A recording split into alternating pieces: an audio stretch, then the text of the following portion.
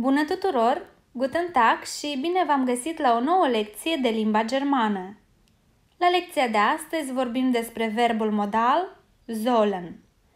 Dar înainte de toate, dragilor, v-aș ruga să vă abonați la canal și să activați notificările pentru a fi la curent cu fiecare lecție nouă pe care o postez aici. Abonarea la canal este absolut gratuită. În limba germană există 6 verbe modale, sau mai sunt numite acestea verbe auxiliare. Ele sunt können, mögen, wollen, sollen, dürfen și müssen. Despre verbele können, mögen și wollen deja am vorbit la lecțiile anterioare. Totuși, dacă nu ați vizionat videoclipurile despre aceste verbe, găsiți lecțiile respective în descrierea acestui videoclip. Dar astăzi vorbim doar despre verbul modal sollen. Verbul sollen înseamnă a trebui, dar acesta are sens de sfat, respectiv recomandare, și nu de obligație. Să începem cu conjugarea verbului. Präsens. Eu trebuie, ich soll. Ich soll. Tu trebuie, du sollst. Du sollst. El, ea trebuie, sie, es soll. Sie, es soll. Noi trebuie, wir sollen. Wir sollen. Voi trebuie, ihr sollt. Ihr sollt. Ei, ele trebuie, sie sollen. Sie sollen. Dumneavoastră trebuie, Sie sollen. Sie sollen. Preteritum. Eu trebuia, ich sollte. Ich sollte. Tu trebuia, du solltest. Du solltest. El, ea trebuia, sie, es sollte. Sie, es sollte. Noi trebuia, wir sollten. Wir sollten. Voi trebuia, ihr solltet. Ihr solltet. Ei, ele trebuia, sie sollten. Sie sollten. Dumneavoastră trebuia, Sie sollten. Sie sollten. Perfect. Eu a trebuit, ich habe gesollt. Ich habe gesollt. Tu a trebuit, du hast gesollt. Du hast gesollt. El, ea a trebuit, sie, es hat gesollt. Sie, es hat gesollt. Noi a trebuit, wir haben gesollt. Wir haben gesollt. Voi a trebuit, ihr habt gesollt. Ihr habt gesollt. Ei, ele a trebuit, sie haben gesollt. Sie haben gesollt. Dumneavoastră a trebuit, Sie haben gesollt. Sie haben gesollt. Când folosim verbul modal sollen? Ei bine, vom folosi verbul modal sollen pentru a comunica anumite instrucțiuni, pentru a exprima anumite ordine, pentru a cere un sfat, pentru a exprima un zvon sau o presupunere, dar de asemenea vom folosi verbul modal sollen și pentru a exprima o obligație morală sau o normă socială. Începem cu numărul 1, și anume folosirea verbului modal sollen pentru a comunica anumite instrucțiuni. De obicei vom folosi această opțiune în cazul vorbirii indirecte. De exemplu, cineva ne comunică ceva, iar noi trebuie să transmitem informația către o altă persoană. Să vedem câteva exemple. Doctorul spune că tu trebuie să dormi mai mult. Der Doktor sagt, du sollst mehr schlafen. Der Doktor sagt, du sollst mehr schlafen. Ea crede că trebuie să plecați acum. Sie findet, ihr sollt jetzt gehen.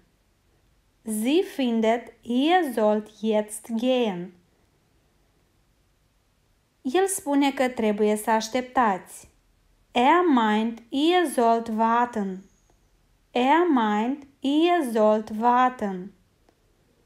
Tatăl lui spune că el trebuie să ducă gunoiul. Sein Vater sagt, dass er den Müll rausbringen soll. Sein Vater sagt, dass er den Müll rausbringen soll. Respectiv, această regulă se referă la un anumit tip de vorbire indirectă.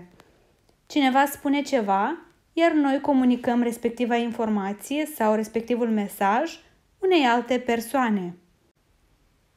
Numărul 2. Folosirea verbului modal sollen pentru a exprima un ordin. Dacă vrem să-i spunem cuiva că el sau ea trebuie să facă ceva, la fel vom folosi verbul sollen. Probabil ați auzit despre imperativ, dar imperativul este forma clasică pentru a da ordine. Diferența dintre cele două este că imperativul este mai sever și tocmai de aceea vom folosi semnul exclamării la finele propoziției, pe când sollen face mesajul ceva mai moale și respectiv mai politicos. Și avem următoarele exemple de propoziții. Tu nu trebuie să te joci cu telefonul. Du sollst nicht mit dem Handy spielen. Du sollst nicht mit dem Handy spielen. Voi trebuie acum să mâncați. Ihr sollt jetzt essen. Ihr sollt jetzt essen. Tu trebuie să înveți germană. Du sollst Deutsch lernen. Du sollst Deutsch lernen. Tu trebuie să te trezești de vreme. Du sollst früh aufstehen. Du sollst früh aufstehen. El trebuie să facă sport. Er soll Sport machen. Er soll Sport machen.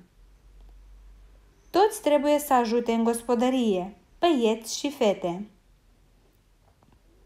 Alle sollen im Haushalt helfen, Jungen und Mädchen.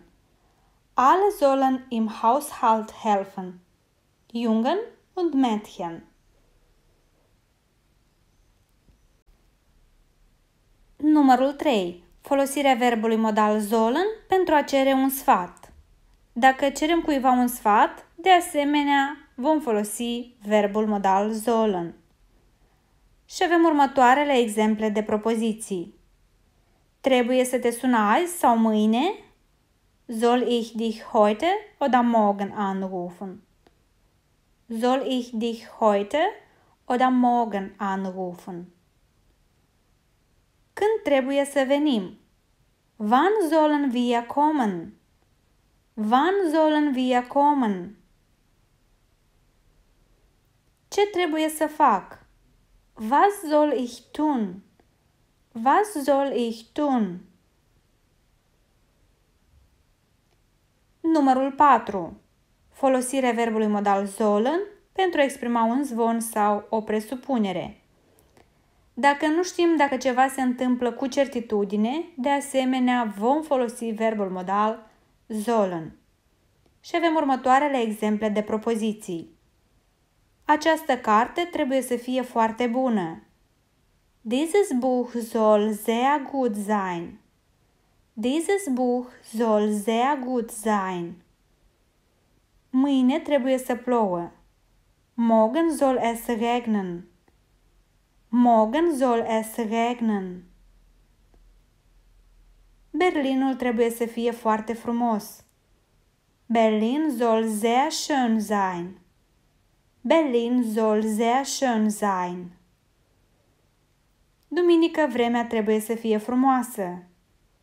Am Sonntag soll das Wetter schön werden. Am Sonntag soll das Wetter schön werden. În continuare vorbim despre recomandări, în germană Empfehlungen. Când vrem să facem o recomandare cuiva, de obicei vom folosi verbul modal sollen, dar de data aceasta la timpul conjunctiv 2. Și avem următoarele exemple de propoziții. Tu ar trebui să mergi mai des cu bicicleta. Du solltest öfter Fahrrad fahren. Du solltest öfter Fahrrad fahren. Voi nu ar trebui să mâncați atât de multă pizza. Ihr solltet nicht so viel Pizza essen. Ihr solltet nicht so viel Pizza essen. Dumneavoastră nu ar trebui să stați atât de mult în fața calculatorului. Sie sollten nicht zu lange vor dem Computer sitzen. Sie sollten nicht zu lange vor dem Computer sitzen. Dumneavoastră trebuie să faceți mai mult sport. Sie sollten mehr Sport machen. Sie sollten mehr Sport machen. Acestea au fost regulile cu privire la utilizarea verbului modal sollen. Eu vă mulțumesc că m-ați urmărit până în acest moment, iar dacă acest videoclip v-a fost de folos, nu uitați să lăsați un like, un comentariu, să vă abonați la canal, iar noi ne revedem cu bine la lecția următoare.